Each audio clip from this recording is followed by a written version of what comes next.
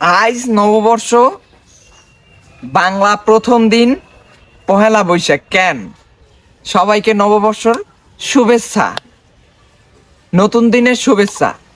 কিন্তু আর কথা হয়েছে গিয়ে আন্নেরা যা শুরু করছেন, আসলে এটা কেমনে আই মানি। সকালবেলা সকাল সময় ঘুম থেকে উড়ি, মোবাইলটা হাতে লই, দাঁত ব্রাশ করি, আর একখান ভিডিও আইছে সামনে। আপনারা কি শুরু করছেন? 3-4 বারের প্রধানমন্ত্রী, তারে নিয়ে আপনারা যেই বেহাল দশা শুরু করছেন, তারে একদম যেইভাবে লম্পজম্প করে ফেলছেন, তারে একবার যেইভাবে স্যারত ভেরত করে ফেলছেন, মান সম্মান আর কিচ্ছু রাখলেন না, সব ধুলাই মিশাই দিছেন। আই কই দিলাম, অতিরিক্ত বাড়াবাড়ি করিয়ে আলছেন। সকালবেলা ঘুম থেকে উঠি দেহি বিরাট বড় একটা থোতা, দেখতে ঠিক সাতচুন্নির মতো, আটটা দিছেন তো হেতির। 3 বারের প্রধানমন্ত্রী আমাদের শেখ হাসিনার আট দিছেন।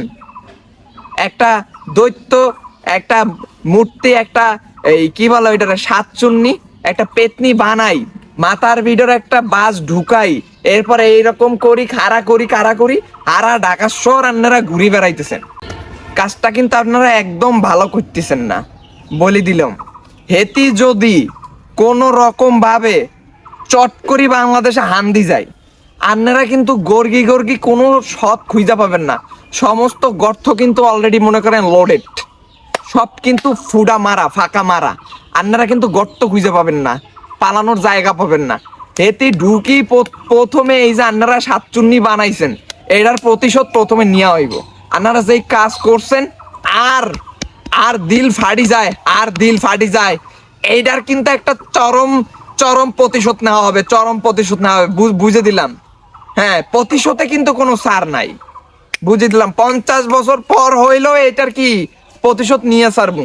আপনারা মনে রাখেন, মাথায় ভালো করি, হুকুত করি, সুন্দর মতো ঢুকাই রাখেন আর কথাগুলো। বুঝবার অসুবিধা হচ্ছে? কোনো সমস্যা নাই, আসুন। পহেলা বৈশাখে এবার নতুন একটা জিনিস দেখলাম, যেটা আসলে দীর্ঘ 15 বছরও দেখিনো। ঠিক আছে, এগুলো দেখবো কিভাবে? দেখলাম বিরাট এক মূর্তি বানাইছে, বাঁশ মাছ দিয়া, কঞ্চি মঞ্চি দিয়া সুন্দর মতো একটা মূর্তি বানাইছে। বানাইয়া কি করছে, এরপরে এটারে দেখলাম মানে প্রতিটা রূপ, মানে কিভাবে মানে রূপ দেয়, ডাইনির রূপ দেয়, সেই রূপটা দিছে এবং প্রকাশ করছে পহেলা বৈশাখে। একদম মাথার ভিতর খুডা মুডো ঢুকাই, একদম হাতে জাগাই পুরো ঢাকা শহর ঘুরাইছে। হ্যাঁ, কাজটা একদমই ঠিক হয় নাই। এখানে একটা কিন্তু আছে। আপনি যদি মানুষের সাথে অন্যায় করেন, অবিচার করেন, জুলুম করেন, আমরা সেই জমিদারের রক্ত চোষা গল্পের কথা পড়ে আসছিলাম, কিভাবে জমিদাররা মানুষের রক্ত চোষে এবং শাসক হয়ে কিভাবে শোষণ করে। আপনি যদি শাসক হয়ে শোষণ করেন, তাহলে আপনার সাথে এইভাবেই হবে, এইভাবেই ঘটবে। মানুষ আপনাকে যুগে যুগে এইভাবে মানুষ মনে রাখবে, যেইভাবে ফেরাউনকে মানুষ মনে রেখেছে, যেইভাবে নমরুদকে মানুষ মনে রেখেছে, যেইভাবে অত্যাচারিত সমস্ত জমিদার শাসকদের কথা মানুষ এখনো স্মরণ করে, এখনো বই পুস্তক ইতিহাস হয়ে রয়েছে, সেইভাবে ঠিক আপনাকে মনে রাখবে।